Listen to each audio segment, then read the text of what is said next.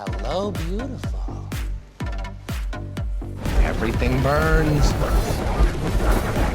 If there's one villain who's most unforgettable, Heath Ledger's Joker is undoubtedly at the top. It's said that the scene where he claps was his improvisation, showing how deeply Heath Ledger had immersed himself in the role, so much so that he couldn't break free even after filming Wrapped. This worsened his already illness-plagued body, forcing him to keep increasing his medication dosage, until he unfortunately died of a drug overdose. He was only 29 years old, and the Joker became the last role of his acting career. Today, we're going to look back at this role Heath Ledger portrayed with his life. As soon as the Joker appeared, he staged a earth-shaking incident, masterminding a bank heist that would shake Gotham City to its core. He had recruited 5 robbers in advance, each with a clear role. Robbers A and B were tasked with sneaking into the bank's rooftop via cable, while C, D, and E would rush straight into the lobby to take all hostages captive on the rooftop. Robber A had just cut the bank's alarm and hadn't even had time to relax, when Robber B beside him shot him dead with a single bullet. He picked up his tools and rushed toward the vault. The lobby below was equally chaotic. The bank manager seized the opportunity, grabbed a shotgun, aimed at Robber C,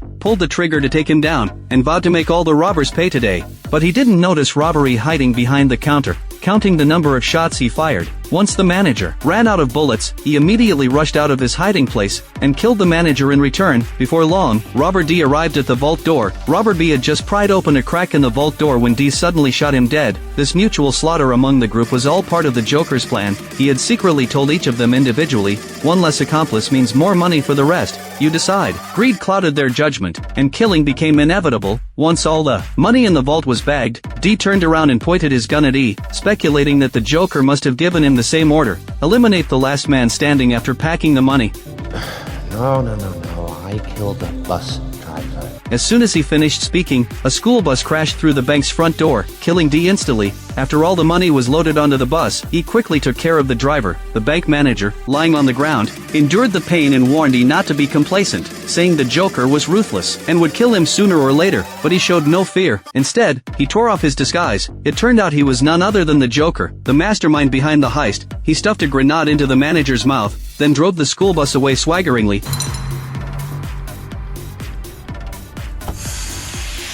This was the Joker's modus operandi. No bottom line, no respect for rules, never playing by the book. What's more, the bank he robbed was no ordinary one. It was a secret vault where the mob hid their dirty money. Every cent inside was ill-gotten gains accumulated by the criminals through their evil deeds. Recently, the police had tracked down clues to black market transactions through marks on the banknotes, and followed the trail to pinpoint the mob's headquarters. Officer Gordon asked Batman what to do about the Joker, but Batman believed taking down the entire mob was the top priority over the deranged Joker. It was clear he didn't take the Joker seriously at the time. Coincidentally, Gotham City welcomed a new district attorney, Harvey Dent, who also wanted to join the effort. Gordon described him as upright, abhorring evil, and unafraid of mob intimidation. He had sent numerous criminals to jail through legal means alone, earning him the title of the White Knight without a mask among the public. Dent had a unique habit. He always flipped a coin to make decisions. The coin was a lucky charm left by his father, holding great significance for him. Additionally, he was in a passionate relationship with Rachel Dawes, Batman's ex-girlfriend. To test Dent's reliability, Bruce Wayne deliberately brought a date to meet him. During dinner, they talked about Gotham's public security. Bruce's date argued that Gotham needed a hero elected by the people like Dent, not someone like Batman who acted above the law and imposed vigilante justice. But Dent disagreed, stating Gotham also needed unsung heroes like Batman. Batman sought no fame or fortune, often rushing to the front lines alone to save people, resolving many problems the police couldn't handle. He also mentioned that Batman couldn't wear the mask forever, and might be waiting for someone to take over. Bruce's date joked about whether Dent would be willing to take over, and Dent responded seriously that he would, on the condition that he could do the job well. These words perfectly aligned with Bruce's wishes, and he became more convinced that Dent was Gotham's future hope. On the other side, the mob bosses held an emergency meeting. Their vault had been robbed, and the police were closing in. Mr. Lau, the leader of the Hong Kong mob, had anticipated this and moved the dirty money abroad in advance, leaving the police with no evidence. As everyone argued fiercely, the Joker suddenly walked into the meeting room. Jason, the most hot-tempered boss, was about to attack, but the Joker waved his hand, gesturing for everyone to watch him do a trick first. He then picked up a pencil from the table and said he could make it disappear.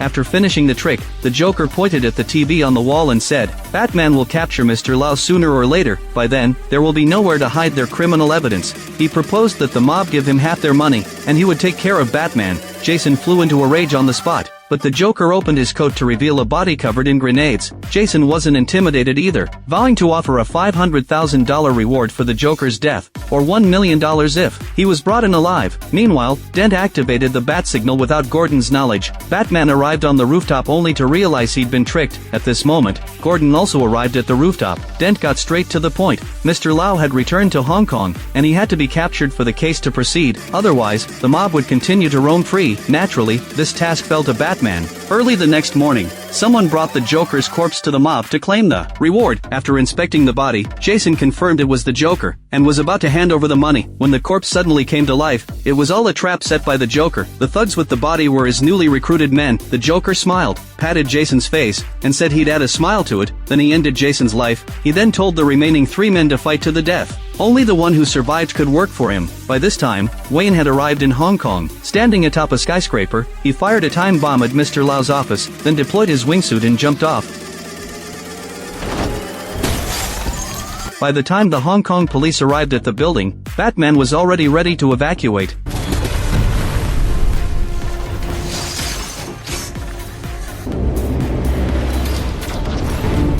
Batman successfully captured Mr. Lau and brought him back. Dent arrested over 500 criminals on conspiracy charges, becoming a celebrity in Gotham. While this would drastically reduce Gotham's crime rate in the future, the mayor was deeply worried that such radical tactics would trigger violent retaliation from the mob. As soon as he finished speaking, the body of a Batman impersonator crashed in front of them. The police found a Joker card on the body, and at the same time, the Joker's threat was broadcast on the news: Batman must unmask and turn himself in, or people in Gotham would die every day. Bruce initially didn't take the threat seriously, but the police soon found DNA samples of 3 people on the card: the police commissioner, the presiding judge who sentenced over 500 criminals, and Harvey Dent. It was the Joker's murder warning. Gordon hurried to call and warn them, but the police commissioner and the presiding judge didn't take it seriously. Dent was attending a cocktail party hosted by Bruce, but after learning the news, Bruce realized the gravity of the situation. He knocked Dent out and hit him. At this very moment, the police commissioner died after drinking poison wine, and the presiding judge was killed in a bombing. Meanwhile, the Joker broke into the party with his men, his madness scaring the guests out of their wits. He wandered around, demanding to know where Dent was.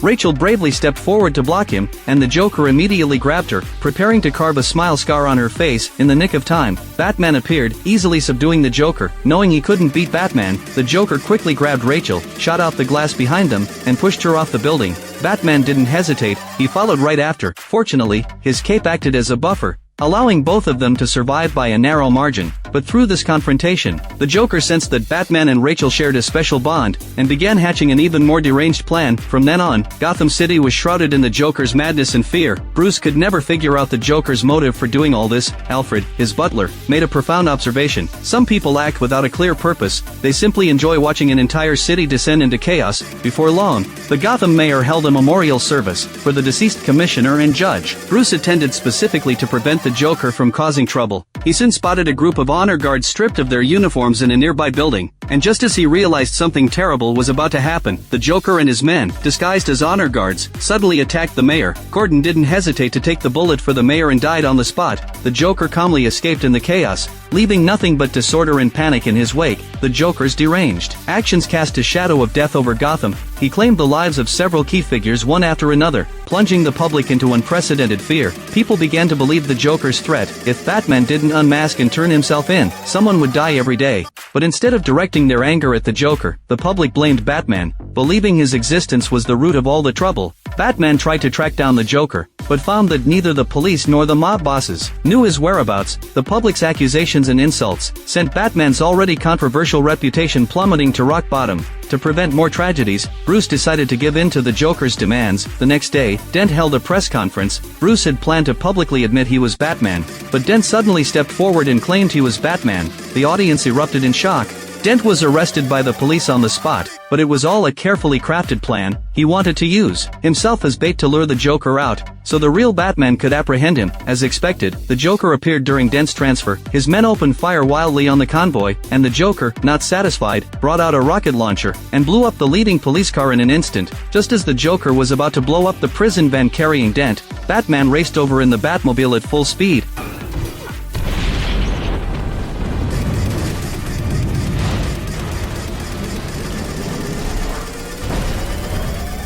Everyone thought the Batmobile would be destroyed, but it unexpectedly transformed into the Batpod in an instant. Bruce rode the motorcycle through the intricate streets at full speed, and quickly caught up to the Joker, but the Joker didn't flinch. He even accelerated and charged straight at Batman.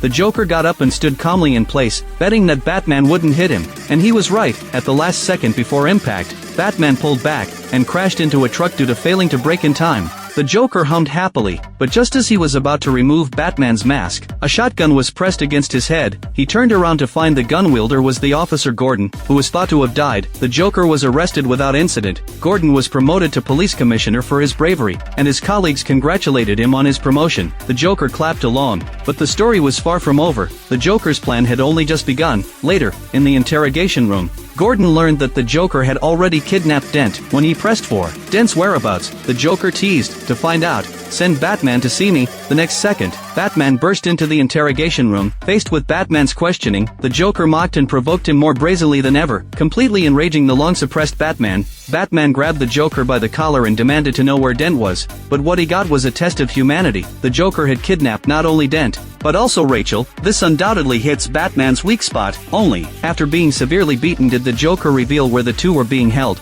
emphasizing that both locations were rigged with barrel bombs. Time was running out, and Batman could only save one of them. Batman didn't hesitate, he chose to save Rachel. Gordon led his team to the location the Joker had given for Dent, but when Batman arrived, he realized the Joker had swapped the addresses. With time pressing, he had to save Dent first. As the deadline hit, both locations exploded. Simultaneously, Rachel was burned alive. While Dent survived by a miracle, his face was severely burned on one side. Meanwhile, the Joker revealed his cruel nature once more. He took a guard hostage and demanded to make a call, then detonated a suicide bomb hidden in one of his men's bodies, destroying the entire police station. He escaped unscathed and even kidnapped Mr. Lau in the chaos, outwitting Batman and the police once again. After being admitted to the hospital, Dent refused painkillers and refused facial reconstruction surgery. His heart was filled with despair and anger. He couldn't understand why, after upholding justice for so many years, he couldn't even protect the person closest to him. He picked up the coin that had been charred in the explosion. In fact, both sides of the coin had been the same all along.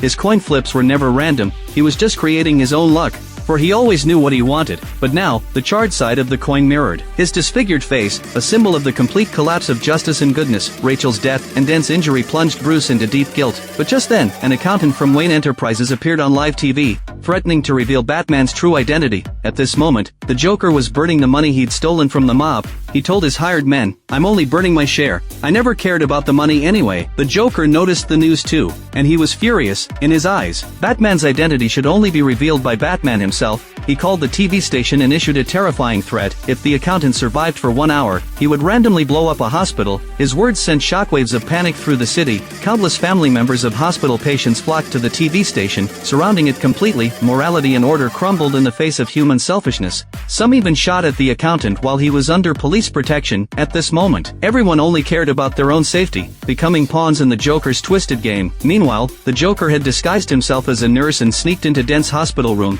The enraged Dent wanted nothing more than to tear him apart, but the Joker didn't hurt him. Instead, he whispered his twisted philosophy to Dent, convincing him that there was no justice in a world governed by rules. Justice was just an elaborate lie. He added that he'd been in police custody when Dent and Rachel were kidnapped, so he couldn't be responsible. Maybe it was one of his men colluding with a mole in the police, he suggested. Then the Joker pulled out a gun and handed it to Dent, telling him to shoot if he didn't believe him. Having lost his lover and his looks, Dent's mental defense collapsed completely. He picked up his lucky coin and made a bet with the Joker. You live. You die. When this lucky coin truly gained the power to decide fate, even fate sided with the deranged Joker. Harvey Dent was no more. In his place stood the ruthless Two-Face.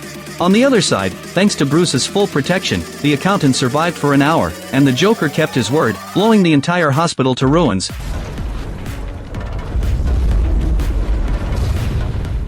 Just as one crisis subsided, another erupted. The Joker soon issued a new terrifying threat. The city was about to become his playground. Citizens who didn't want to participate could leave Gotham before midnight, but he warned them not to take bridges or tunnels. Otherwise, they'd get a surprise. Gotham's transportation came to a standstill instantly, leaving only ships as a means of escape. As night fell, 2 ships set sail simultaneously, one carrying social elites, the other transporting incarcerated criminals, but shortly after departure, both ships suddenly shut down. The crew found devices filled with barrels and explosives on board. The Joker informed the passengers via broadcast. Each ship had a detonator that could trigger the other ship's explosives. The first side to press the button before midnight would survive. If no one pressed it by then, both ships would be blown up together. His words threw both ships into chaos instantly, kicking off the ultimate test of humanity. Meanwhile, Batman tracked down the Joker's hideout using his newly developed sonar system, but this time, the Joker displayed incredible combat prowess.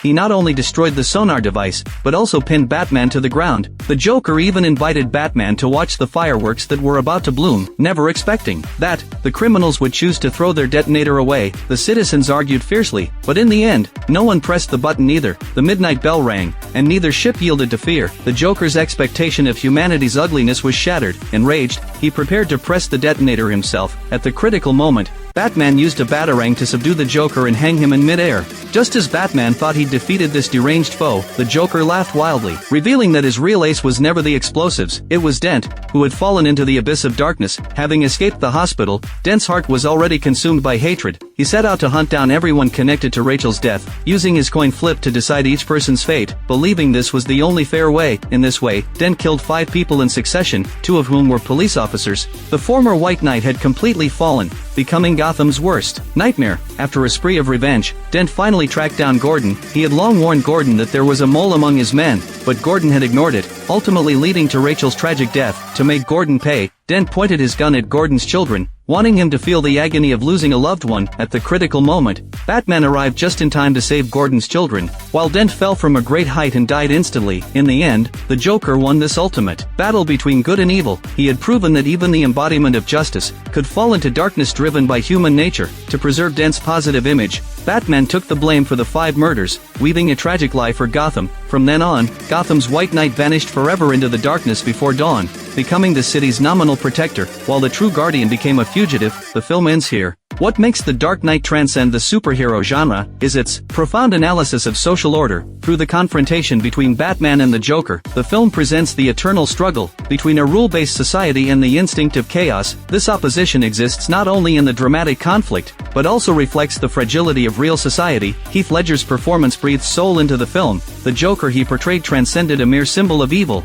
to become the embodiment of deconstructing social rules. Through this character, the film reveals the fragility of civilized society. The seemingly solid institutional system is actually built on the shaky foundation of untested human nature. Ledger's neurotic body language and unpredictable dialogue delivery turned the villain into a disturbing thinker. Christopher Nolan's directorial brilliance lies in its metaphors for real society. Gotham's judicial dilemmas, bureaucratic corruption, and public panic reflect the systemic risks of modern society. Batman's forced existence on the fringes of the law directly interrogates the classic paradox of procedural justice versus substantive justice. In particular, its portrayal of moral choices in states of emergency endows the film with timeless practical significance. The film's deconstruction of heroism is pioneering. The scene where Batman finally chooses to take the blame reveals that true heroes often have to hide in the dark. This unconventional ending frees the superhero image from the shackles of perfectionism, granting it a more nuanced human dimension. Audiences of different eras can find new perspectives for interpretation, elevating the film beyond a mere entertainment product to a social text worthy of repeated study. Its exploration of justice, order, and sacrifice continues to resonate widely to this day. This video ends here. If you enjoyed this video, please subscribe to the channel, and we'll see you next time.